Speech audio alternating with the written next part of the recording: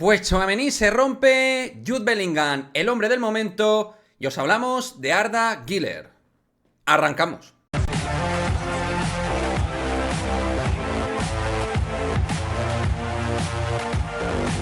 ¿Qué pasa, chicos? Muy buenas, bienvenidos a este nuevo vídeo de Madridismo al Día TV. Ahí estamos en esa meta de los 35.000 suscriptores. Por favor, no quiero ser pesado, pero si no te has suscrito a este canal y quieres apoyarlo de manera gratuita, suscríbete y harás que este canal siga creciendo y cumpliendo todas las metas. Así que esa es nuestra meta, llegar a los 35.000 suscriptores antes del 1 de enero de 2024. No será fácil, pero entre todos quizá lo logremos. Y ahora sí, vamos con muchos temas que analizar, muchos temas que comentar, y antes de hablar de Tchouaméni y de Arda Güler, vamos a hablar de el hombre del momento, Jude Bellingham, el hombre del momento, el hombre de oro, porque antes de que se postule, para mí, si las cosas van bien a nivel competitivo coral, el Real Madrid, Jude Bellingham va a ser clarísimamente uno de los posibles balones de oro de cara a 2024, hablando a título presente, Jude Bellingham parece claro y se confirma que va a ser el ganador del Golden Boy que se va a entregar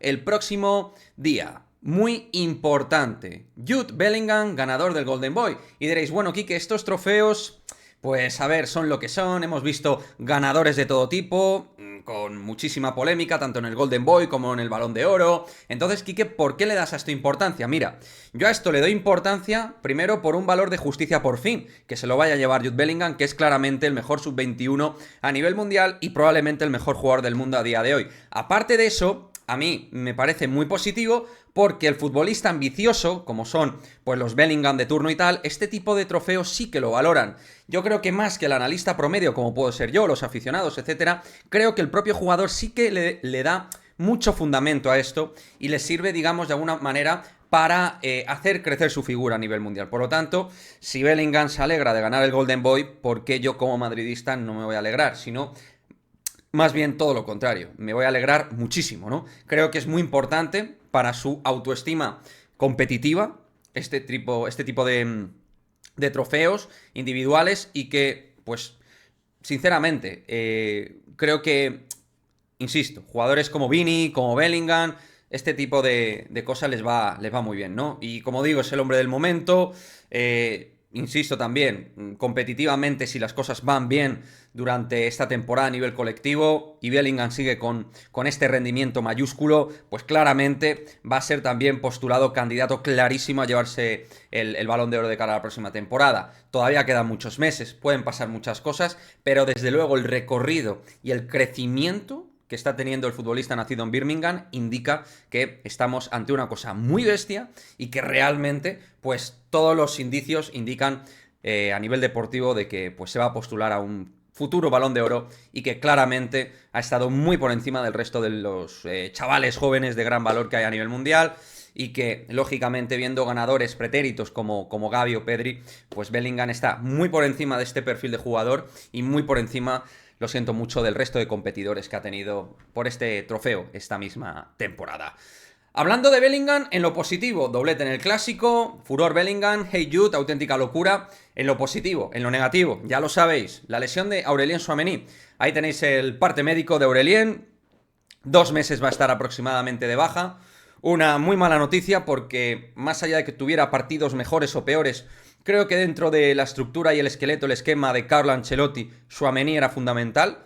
Creo que es una baja sensible. Tenemos muchos centrocampistas, pero su perfil es altamente cualificado para las funciones de pivote defensivo y realmente para mí es una baja dura, pero intentando ver el lado bueno de las cosas, si se cumplen los plazos, que seguro que sí, al final mejor una lesión ósea siempre que de otro perfil, y si son 6-8 semanas, como se dice, también va a haber un parón de por media hora que creo que le va a venir muy bien para recuperarse de esta misma lesión. Luego, viendo el calendario de partidos, realmente el más exigente que tendremos será para mí el Nápoles en casa, pero ya con todo muy encarrilado en la Champions. Y si ganamos al Braga el próximo partido, yo creo que además con el primer puesto ya hecho, prácticamente, si no en matemático. O sea que realmente, pues bueno, siendo positivos dentro de lo negativo que es que se te lesione un jugador tan importante, pues realmente es un periodo donde quizá la baja de Tchouaméni se pueda notar algo menos, ¿no? Luego ya vendrá lo Mollar dentro de la temporada y necesitaremos la mejor versión del ex del Mónaco. Camavinga, entiendo que tiene que ganar ahí relevancia dentro del puesto de pivote. Seguro, siendo Ancelotti y Kroos, jugarán algunos partidos de pivote. Esperemos que sean los menos exigentes. Y creo que pues será momento donde en el lateral izquierdo intenten convencer tanto Fran García como Mendy. Porque Camavinga, por necesidad lógica, ahora dejará el lateral izquierdo de competirlo tanto para, creo yo, pasar más al centro del campo. Aunque todo esto está por ver, vamos a ver qué determinación y qué acciones toma Ancelotti en este sentido. Supongo que ya os digo, el pivote lo van a cubrir tanto Camavinga como Toni Kroos durante estos 2 meses. Creo que va a ser la idea que tiene Carleto. Y hablando de el hombre que en principio debería ser el que más minutos juegue de pivote, que además, como Ancelotti ha dicho, es su mejor posición, Camavinga, pues también vamos a hablar de Camavinga. Creo que Jude Bellingham ha eclipsado muchas cosas del Clásico. Sin él, el Madrid no hubiera rascado los 3 puntos, es evidente, es obvio. Pero el principio del comienzo del cambio, durante el Clásico, lo ejerce Eduardo Camavinga.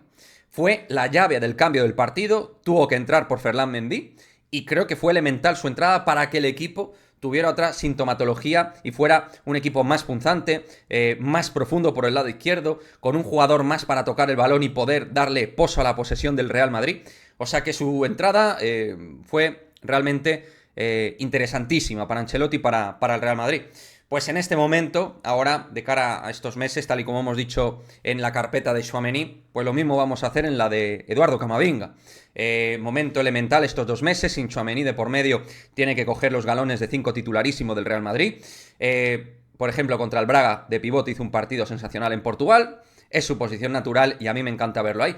Por lo tanto, estamos ante un gran momento de forma de Eduardo Camavinga, siendo clave en el Clásico y donde ahora, con la lesión de Aurelien Tchouaméni, va a tener que coger más galones de centrocampista y de pivote 5 puro titular en el Real Madrid. O espero que así Ancelotti lo haga, que yo sinceramente creo que lo va a hacer. Otra cuestión es que Kroos tenga también situaciones de partido, sobre todo yo creo en el Bernabéu, donde pueda ejercer de 5 titular según ante qué rivales, ¿no? Y por último, vamos a hablar de nuestro querido amigo turquito mío, Arda Güler, porque se acerca el debut, está caliente su debut, y esta semana estaremos muy atentos. Esta semana que entra vamos a estar atentísimos, porque puede ser que sea ya la semana de confirmación para saber exactamente cuál va a ser el día del debut de Arda Güler.